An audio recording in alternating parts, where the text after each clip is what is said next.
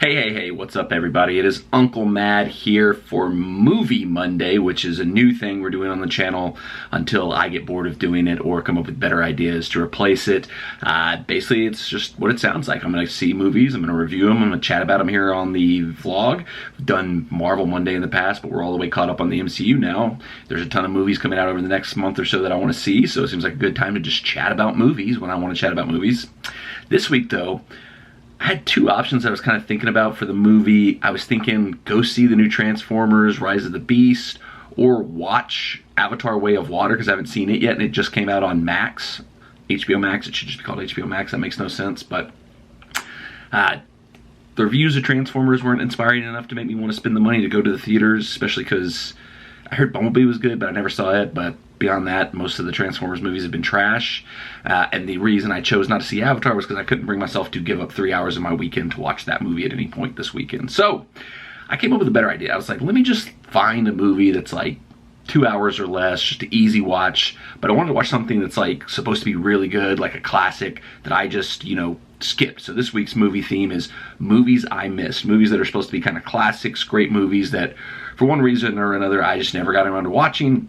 So I went to movierankings.net, great website for looking at movie scores, ratings, and also where you can stream them. They also have this thing where it's a random movie generator where you just kind of set some filters of what you're looking for and it pops out random movies.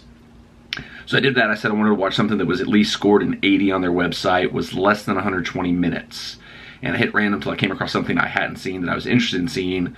And what I landed on was Bull Durham, the classic baseball movie starring Tim Robbins, Kevin Costner, and Susan Sarandon. Love sports movies, love, all that type of stuff. So I don't know if it's just because it came out a little bit before my time and then I never got around to catching up on it, but I've just never seen Bull Durham. So carved a couple hours out, sat down, watched it, enjoyed it. Very easy watch, goes by very quickly, which is kind of the opposite of what most movies today do. I think it was like an hour and 47 minutes, so it's just like bang, bang, quick watch, in and out.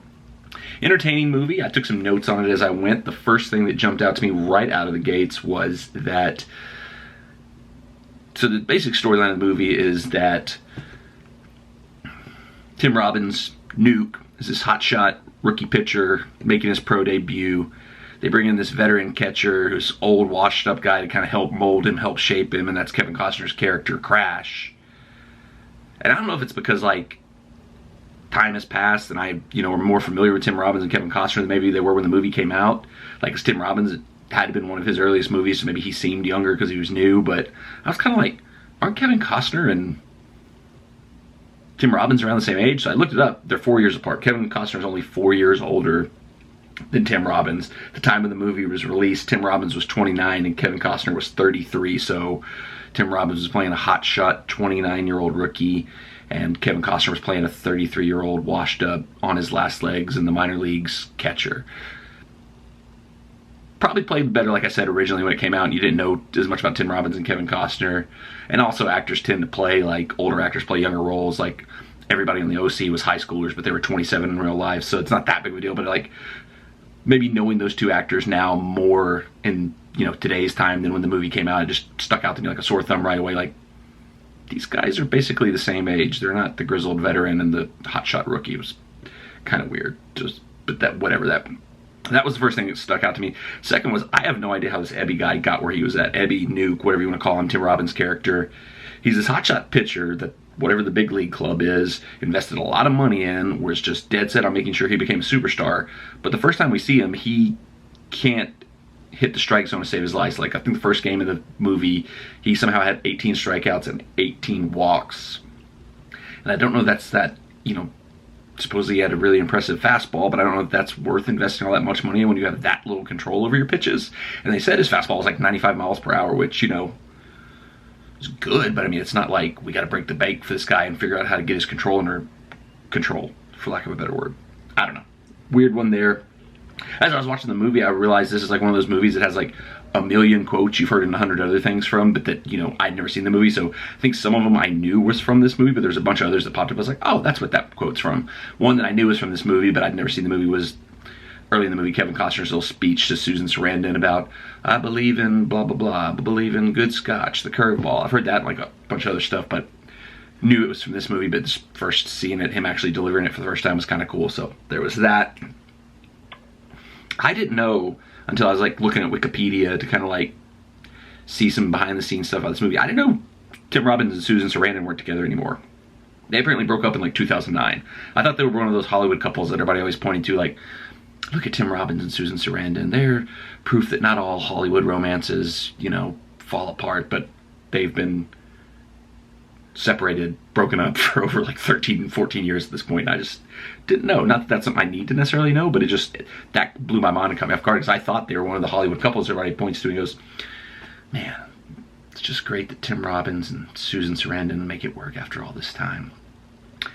There's also a scene early on, one of the first at-bats that Crash has, where he's talking to himself, he's trying to work himself through it to try to make sure he gets the pitch right, and he says to the pitcher on the other team, like, throw that effing thing again.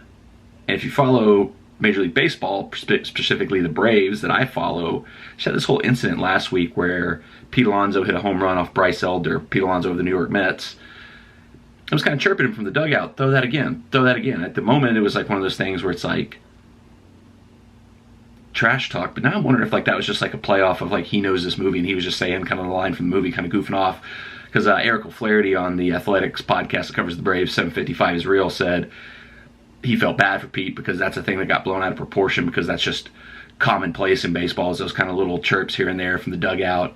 And Pete Alonso just got unfortunate that it got caught on film and just became this fuel for Braves fans. More, he said it was probably fuel more for the fans than for the team, just because that stuff happens all the time, and just unfortunate for Pete Alonso that it got caught on film. But after seeing the scene with Crash, Kevin Costner's character in this movie, I was like, I wonder if he was just kind of goofing on that, and like this, that was what he's playing off of. I wonder if they're connected, because it was very similar to what Pete Alonso said, to what, so it almost seemed like too coincidental to not be a coincidence or a play off of that. But my favorite part of the movie by far is the Durham Bulls play-by-play guys who talks in the old-fashioned Southern accent.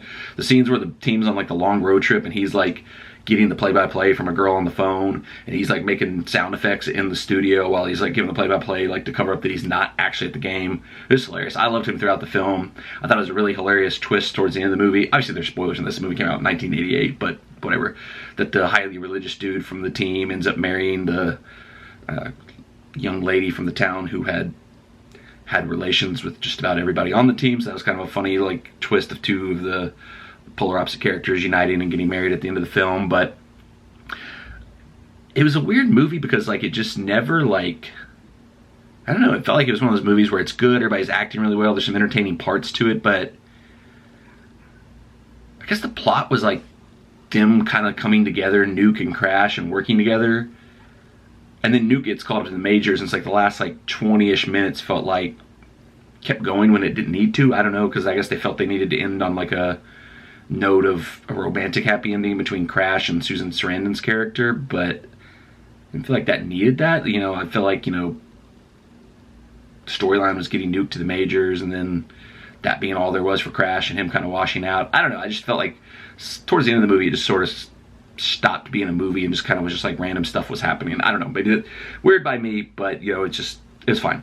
Perfectly easy watch, very entertaining movie, lots of little funny parts in it. Not the greatest, you know, I don't know if it came out today if it would have like hit and become one of those all-time classics that it's like regarded as now, because I don't know, I thought it was just an okay, pretty decent movie, like fun thing to watch. Like if something where I was watching cable back in the day, that nobody ever does this anymore, but if I was just hanging out at home and it happened to pop up on TBS, I'd probably just let it play and just watch it out again. So I give it 3 stars, 3.5 stars, somewhere in that range. It's somewhere, 3 feels too low, but 3.5 almost feels too high. So I don't know if you want to go like 3.25 stars. Probably somewhere in there, 3.25, 3 2/3 of a star, because it's a weird thing to say, but 3 feels too low and 3.5 feels too high. But I enjoyed it. Easy watch. We need more movies like that. They're just easy, quick watches that you can pop in under 2 hours, enjoy yourself, and then go about the rest of your day. So that's it for the Bull Durham review. Thanks for watching this edition of Movie Monday. We'll be back next Monday with another movie. I think it might be The Flash, because The Flash comes out next weekend. If the stars align, this movie has been hyped beyond all get out, and there's no way it's going to live up to the hype, and some of the initial reviews seem to indicate that the hype wasn't all that real. I'm looking forward to it one way or the other. I'm going to check it out. It'll probably be next week's Movie Monday, but the only way you can find out for sure is to make sure you're subscribed to the channel with the bell turned on for notifications. Until next Monday, well, there'll be another video tomorrow. There'll be videos every day. We're doing daily videos this year, but Movie Monday will be next Monday. I'll see you tomorrow for whatever we do tomorrow, probably a cookie. And I'll see you the next day for whatever we do after that, next day for whatever we do after that, next day for whatever we do after that, so on and so forth. And then next Monday, there will be a Movie Monday. So thanks for watching. Go watch Bull Durham.